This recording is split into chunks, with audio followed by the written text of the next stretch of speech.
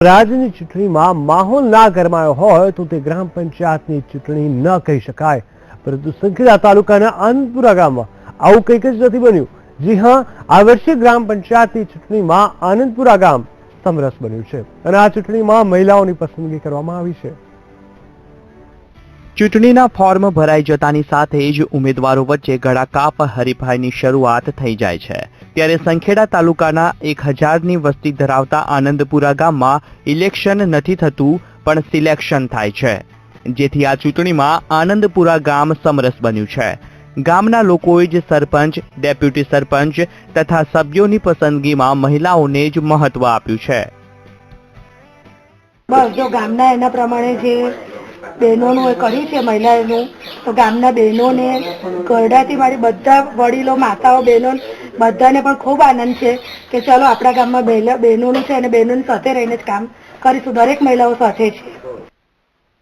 અમારા ગામમાં જ્યારથી પંચાયતી રાજ આવ્યું ત્યારથી કોઈ પણ સંસ્થાઓ કે પંચાયતનું ઇલેક્શન થતું નથી।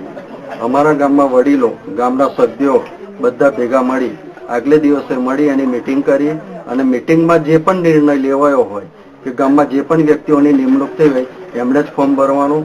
અને બીજું કે અમારા ગામમાં 8 વોર્ડ છે, 8 વોર્ડ અને વત્તા એક સરપંચ, એમ કરીને 9 જણ થઈએ છે। તો અમે 9-9ની આ વખતે સ્ત્રી ઉમેદવારોની નિમણૂક કરી છે। સંખેડા તાલુકાનું એક આદર્શ ગામ કે જે ગામને સમરસ ગામ પુરસ્કાર, સ્વર્ણિમ ગામ પુરસ્કાર અને નિર્મળ ગામ એવોર્ડથી નવાજવામાં આવ્યું છે। ગામની પરંપરાને લઈ આઝાદીના વર્ષો પછીથી આ ગામમાં પંચાયતની ચૂંટણી યોજાઈ નથી। ગામની પરંપરાને લઈ અહીંના સરપંચ અને તમામ સભ્યોને નથી લડવી પડતી ચૂંટણી।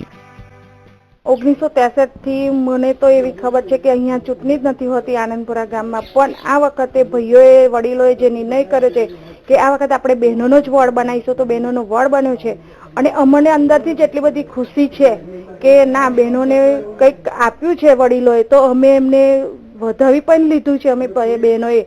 અને બીજું કે અંદરથી જ અમને એટલી બધી ખુશી છે કે ભાઈઓએ જે કામ કર્યું છે એના કરતાં 5% કામ અમે વધારે કરીશું।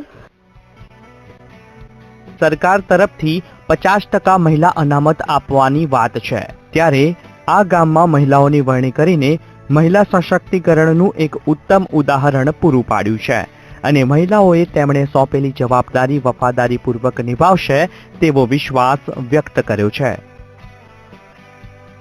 મહેશ ભીલ સાથે વીટીવી ન્યૂઝ, છોટાઉદેપુર।